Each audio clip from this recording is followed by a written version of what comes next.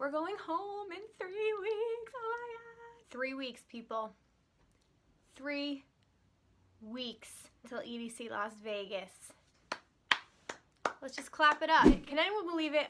This is not surreal. I'm in that panic mode where I have a lot of stuff to do at work and I'm like, oh my God, I need to pack. Do I have all my outfits in order? There's just like a whole lot to think about. But guys, we are 3 weeks out from EDC Las Vegas. I wanted to sit down and film a video that I think you guys will find very, very helpful, especially if it is your first time going and you're starting to get like that nervous energy and you're wondering like, what is this actually gonna be like? I've done this 3 times. This is gonna be my 4th time going. So I've seen it all. I broke it down into 10 things that you absolutely need to know about this festival and that you can expect to happen when you are there. Before I forget, don't forget to subscribe down below. Just hit that button so you don't miss out on any content coming out. And also give this video a thumbs up at the end if you learned something and you find this really helpful. It just lets me know that I'm doing something right. And my social media is all down below if you guys want to follow along with me there. So let's just get right into the video. Okay, so the number one thing that I think you should know when you're going to EDC Las Vegas is it is literally sensory overload. Like, it is very overwhelming when you first get there, especially the first night. So I highly suggest going early.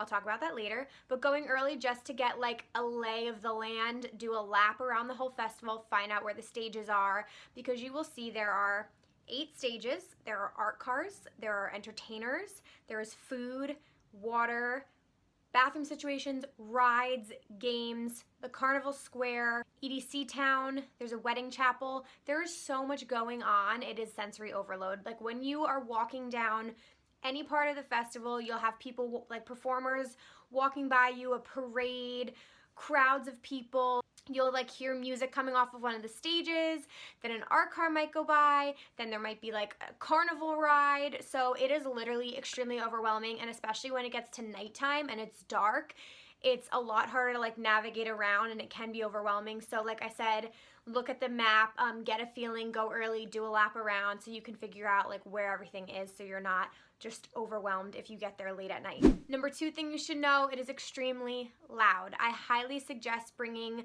earplugs to protect your ears, because if you're like a person that's like riding the rail or wants to be up front, do yourself a favor, because I know a lot of you are young, protect your ears so that you don't have really bad ear damage. And for all of you guys asking about the art cars and the quality of the sound, the art cars are so fucking loud. You can hear them blaring when you walk by them, so do not underestimate how loud those things are. Number 3, the crowd is massive. It is huge, especially at Kinetic Field and Circuit Grounds.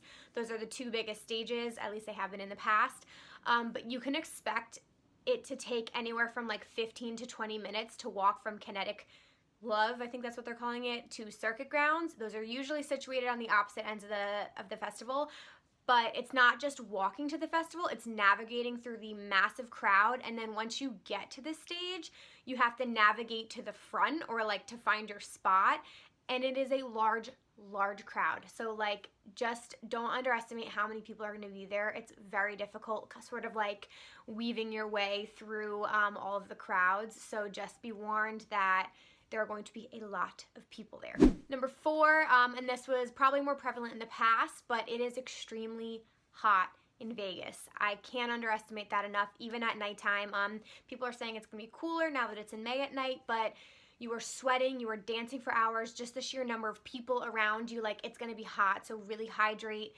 Gatorades, lemonades, water, take advantage of the free water refill stations. They're scattered throughout the festival. People will be walking around with drinks, so really hydrate, especially if you're drinking or if you're out all day at a pool party. Like, the sun is draining, so really, really hydrate. Number 5, the bathrooms are a shit show. For me personally, I don't like porta potties because they're disgusting, but I always bring wet wipes in with me to the festival. As long as I bring like a tiny little package, as long as they're sealed, then you're fine to bring them in. But I bring them because toilet paper will run out.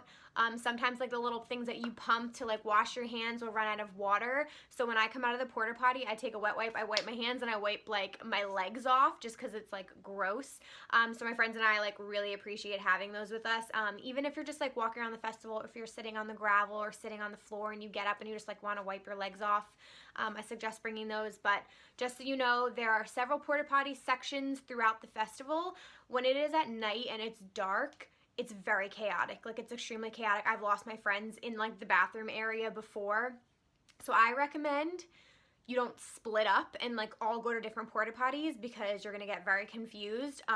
My friends and I pick one porta potty and go one in, one out, and just so that we're like in the same place and we don't separate.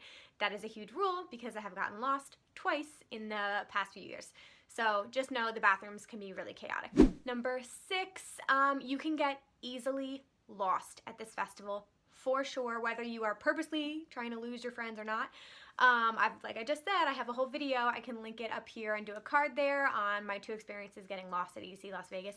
But a couple things you can do. Number 1, absolutely pick a meeting spot with your friends, and also determine a time. Your cell phone service is going to be shit there. So definitely do that. Timestamp your text messages if you can. Take advantage of the totems. That's the best thing to do. If for whatever reason you need to like send 2 people to the bathroom and keep some people in the crowd, stand next to a totem and ask the people like not to move for a couple of minutes. It totally works. People will help you out. That is by far the easiest way to find each other in the crowd. Don't be like, I'm standing near the left speaker near the owl statue, come find me. That doesn't work. You're gonna lose somebody. So definitely have a plan. Use totems to your advantage. Try your best not to get lost or separate from your friends. Number 7, traffic is crazy. It's been crazy in the past. They are opening the festival earlier this year to sort of, I guess, like alleviate some of that problem. However, get there early and leave early if you can. It's just crazy no matter what form of transportation you are taking. My group always leaves before 7, like around like 6 p.m. We'll probably leave earlier to see the opening ceremony this year, and rather than leaving at 5:30, we'll try and leave at like 4:30 if we can, just to like get home. Just know that you will probably be crawling back to your hotel around like 7:38 in the morning some days. So while it ends at 5:30, anticipate that it might take you 2 hours to get home. Number 8, people are naked. This is probably the most body parts you'll ever see of people in your entire life. Everything goes here. You can wear whatever you want, do whatever you want. So don't be surprised to see like nipple pasties, thongs, little to no clothing, dudes in thongs, like the Borat thing. Like, it just, like, the outfits are insane. I love it. Have fun with it. The chance of people wearing like a lot of clothing is like slim to none. So just be prepared to see people from all walks of life dressed in very little clothing. Your eyes will be assaulted so many times. Number 9, ground control is there to help you. Use it to your advantage. Know where the medics are. I can't stress this enough. Like, you are going to see people struggling for sure. People overdo it. It's scary. The people that work for Insomniac are so cool. They're so nice. They're walking around the festival. So if you need help, like, we are there to take care of each other. So do not be afraid to go find a medic. Whatever you're doing, they have no judgment. Like, you can go up to them and just like let them know that you need help or medical attention. So don't be afraid to do that. People get really, really easily dehydrated, so that's something to watch out for, but just know that the ground control staff are there to help you if you need it. And number 10, fireworks are the single greatest thing you will probably ever see in your life. That's not even an exaggeration. I literally, like, the hairs are standing up my arm. Like, the fireworks happen every single night of the festival, usually around like 1:30 a.m. It's a show. It's like a 10-minute fireworks show. You can't miss it. The entire sky lights up with fireworks. That's why it's called the electric sky. It is unlike, I've been to Disney World. Like, Disney World ain't got shit on this. Like, it's ridiculous. There's so many different spots that are really great to see it. Like, over base pods, amazing. Up in the bleachers is really, really cool.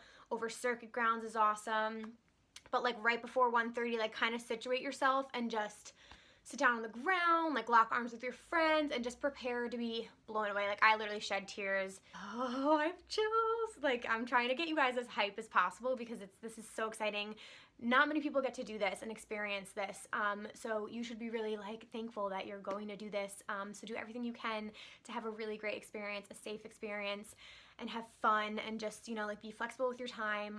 Anyway, I have so many other videos for that. You guys can click the links below and watch all my other EDC videos. Yeah, that is everything that you should know about it. I'm sure I have more things. You guys can DM me on Instagram if you have questions. Leave me questions or comments down below. And lastly, a few of you guys have been asking me if I'm doing any meetups or if there's like a way to run into me or something like that.